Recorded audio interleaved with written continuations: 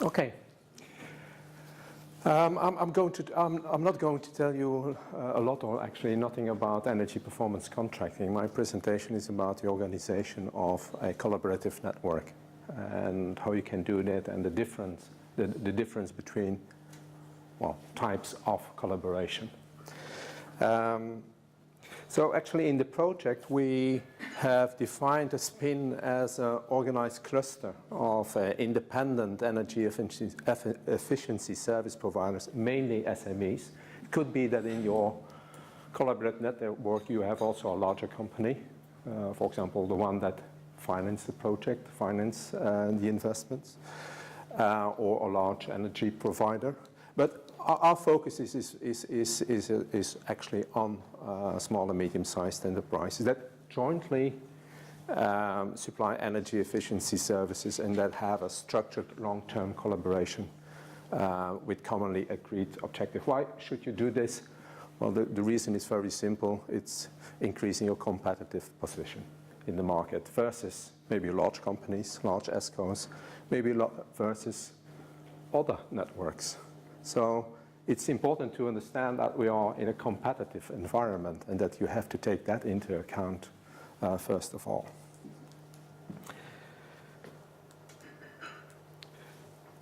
What we learned actually is that spins can have a different organizational structure and a relationship between the actors.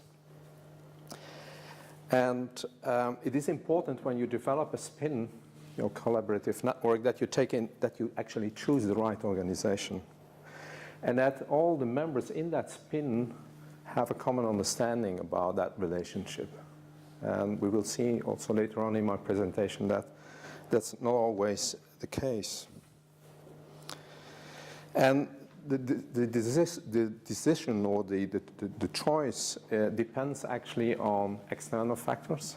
I will explain it more in detail later on, as well as internal factors, maybe your own preferences, your own position versus other actors in your spin versus the market. It will also have a large impact on the sequence of steps in the creation of a spin. And my own company, I'm working for Factor 4. It's a Belgian-Dutch company. We have an office in Antwerp and in Amsterdam.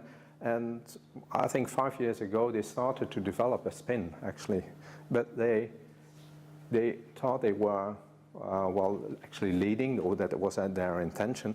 But they had actually chosen in the beginning the totally wrong sequence of steps. And you will understand that later on. Why was that, or what was the error they made?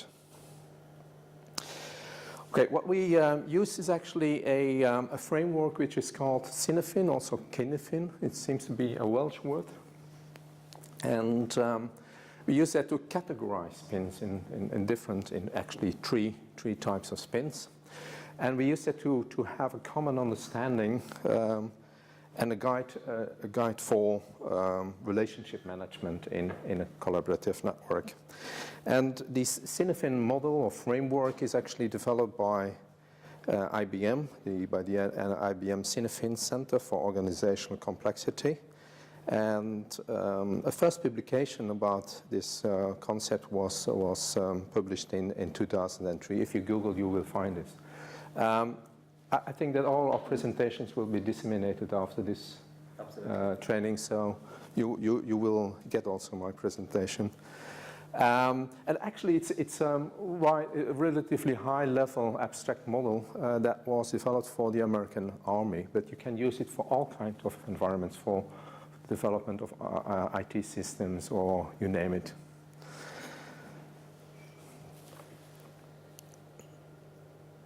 Okay, I will have to explain some symbols I will use later on. The first one is actually the eye, and that's actually the symbol for the observer. That's you.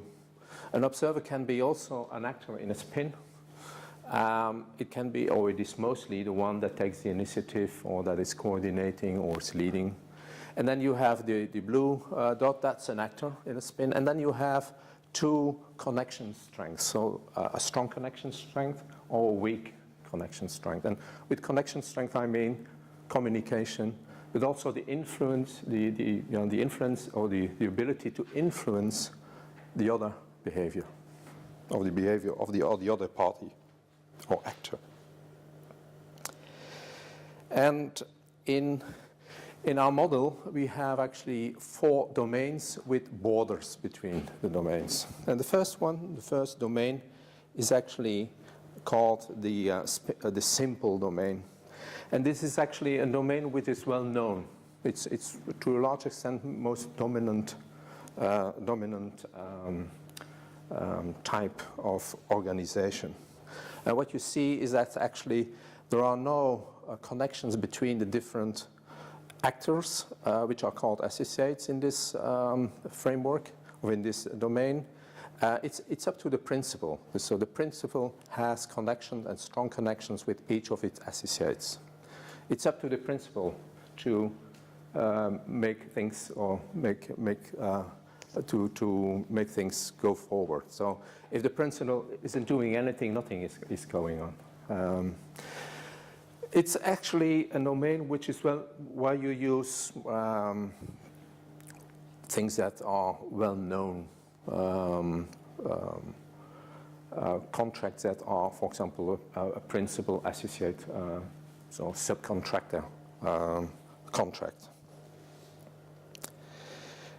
On the other side, we have real partnerships,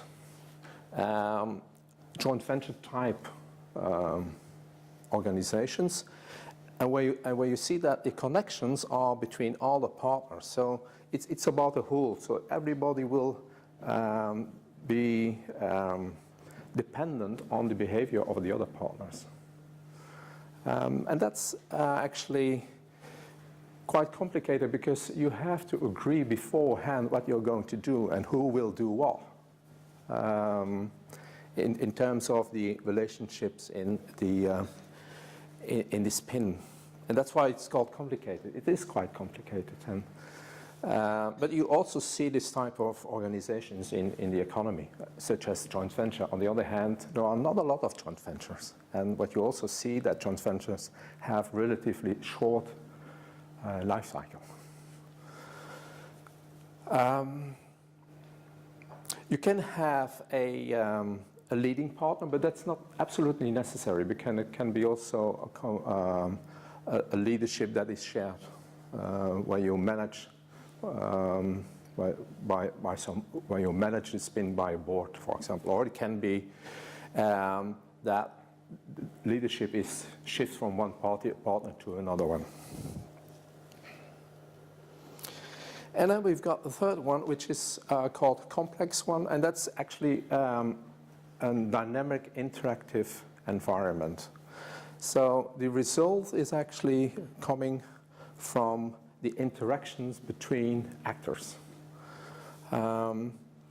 It's a more or less self-organizing organization, and as the one that is coordinating it, that person or that organization can't really manage, can't manage the thing, can't manage the spin, only try to cope with the complexity, as it is called. So the coordinator can try to support interactions between the different actors. But as I said, the result will be, or the outcome will be the result of the interaction. So you can only see retrospectively or understand retrospectively the outcome and how the outcome was realized. And then we've got actually a fourth domain, which is the chaotic domain. There you have no known cause-effect relationship between it. That's actually not, well, the spins are only in the three, the complex, complicated, and simple ones. You don't want to have a spin in the chaotic area. If you look at a spin, and that's also important, a spin can be somewhere here, for example. That's a very clear spin with a strong principle, but it can be also near a border with another domain. And I will explain it a little bit more later. Oh, no. So you have borderlines, and actually you have a borderline, a strict borderline, a really sharp line between the right side and the left side. So you are already in a stable, known organization, or you are in chaos. So that's from one moment you can move to there, in some cases, if you are approaching this border area, or back. So this is more what we call unorder, because you have some order also in a self-organizing organization. And actually this order we call actually the borderline. The borders are actually a fifth domain, which are actually, or which is called also disorder. The horizontal border is more an area. So it's a broader area. That means it's not a sharp line. So you can move from one domain to the other. For example, in a principal associate relationship, you can move to this partnership domain even without knowing it. So it's a more broader area if you compare it with this one. Also in this area, if you talk about innovation, for example, the best area for innovation is actually in this area, but near the chaotic domain. You need a little bit chaos to come to good innovation, to create innovation.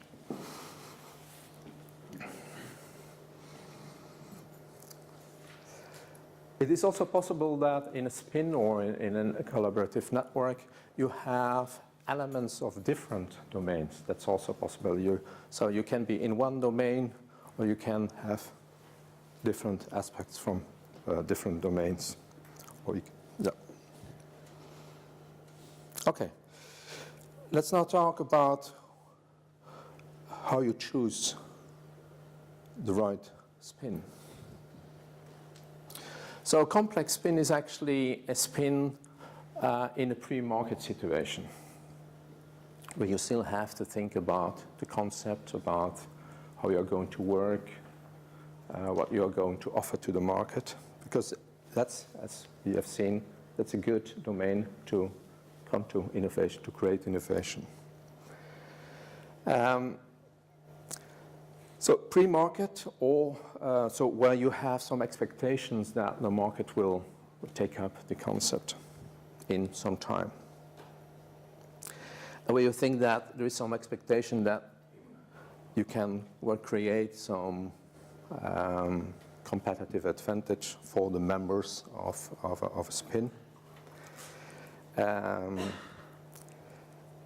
But in the end, it's not the objective to stay in that area. So from that complex area, you want to move to a simple spin, because these are focused on the market, on really market situation, or a complicated spin. And what you see if you bring parties together, that some of them will leave others behind and move faster to one of the other areas. So the transition to this area to the other ones is maybe you can do that as a whole, but it's also possible that only a few of the actors or members will go faster than the other ones. So transition period or transition movement is an area that will separate all the fast movers from the parties that lag behind.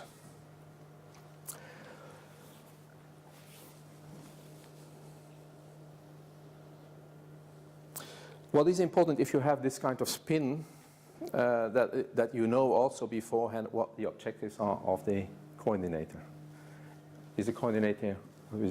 Wants a coordinator to be part of a spin in the complicated or simple area, or is it just an organization that will support you to do that transition?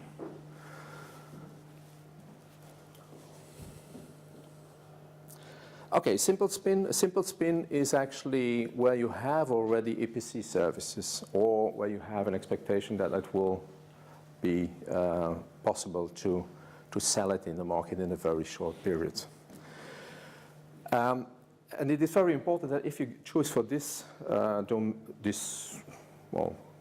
spin type, that the principal have already a market share, or will have it in the short term. Otherwise, the associates will will lose their interest. But it's also important that the associates will not, or should accept, first of all, the central role of the principal, and should not be expected to become competitors of the principal. So in this case, it could be that the associates of the principal even don't want the associates communicate with each other, because that can be dangerous for the position of the principal. But it's also not needed to work in this kind of organization. In the complicated spin, there also you need a market share, or the expectation that you will be able to create one in the short term. And you do that because you think that working together in a partnership will improve your competitive positions. So partners are more complementary, or are more at the same level in terms of also power. And they are willing to share costs, risks, benefits. So you have to, as I said, you have to agree on this beforehand. So it's more a joint venture type of contract, maybe not contractual, so a non-equity contract. But on the other hand, the parties remain to some extent dependent. What we have seen actually, and that's important, is that, as I explained before, this border area, that a lot of spins are actually not there or not there, but are near the border area, or have at least elements from this domain to the other ones. And that means that it is often difficult, and that's why this border area is called disorder. It could be that some of the actors think that they are here, and that's often the case for the principal, that while other actors think that they are more partners, or vice versa. So if you are near the border area, and that seems to be the situation in a lot of cases, that's quite difficult. And that means that you have to talk a lot with each other to make it clear where you are. Although it could be that the most appropriate situation could be some combination of both. That's up to you.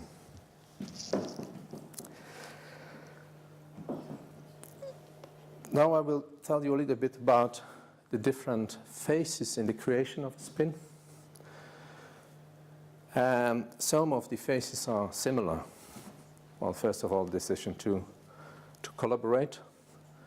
Then you have to make a decision about the type of spin. In the second phase, actually, for the simple and the complicated spin, the one that is the party that is, or the actor that is leading, or is the principal, should already have some initial business plan. You don't need a business plan in the complex spin, because the business plan is actually the end result of the interactions. Third is similar, so identification of members, association of partners, initial contacts. And then we have mostly bilateral meetings in the simple and complicated spins, while for the complex spins you have a common meeting. What we have done in my company, we were a simple spin, so we thought with the intention to be the principal, and we started with common meetings. But then in a competitive environment, that's very dangerous, because then you share ideas with a lot of others, and maybe some of the others will become competitors of your own organization. So therefore, it's very important, if you are in the simple or complicated spin, to have meetings with bilateral meetings with others to see whether they fit in one or the other spin type. For this simple spin, it's very important to have a spin contract before you start to work with each other. But you can't have a spin contract in a complicated one, because you still have to find out how you're going to work together. So the spin contract can only be done if you have a common meeting with the other partners. So therefore, it's a memorandum of understanding. That's something you could have before the common meetings, and then you have discussions about the business plan, and then the spin. If you have a spin contract, you could organize a common meetings. We are doing this at this moment also in our simple spin, because we feel quite secure as a principle, secure about our position and about the objectives and the behavior of our partners, or actually of our principals, I have to say. But it's optional. In a simple spin, you don't need to organize common meetings, because you have the bilateral relationships with your principals. And then in a simple spin, the end is actually business plan, and for the complicated spin is a spin contract. While in this, at the end of a complex spin, you start, as I explained, you move to, as a whole, or some partners, some members together move to a simple and a complicated spin, and then you have to follow the different phases of the simple or complicated one. Okay, so we have actually 3 types of spins, but the market spin is a simple or complicated one, and we have developed 2 master templates. Contracts, which are also published on the EPC Plus website, so you can download it from there. And both contracts are actually developed with the idea that the spin will be relatively near the border of the other domain. So in both contracts, you find elements from the simple and the complicated domain, as you will see. It can be used as a starting point to help you, but it's also obvious that your specific market situation and your specific relationship will influence, to a large extent, the final contract. That brings me to the end of my presentation. So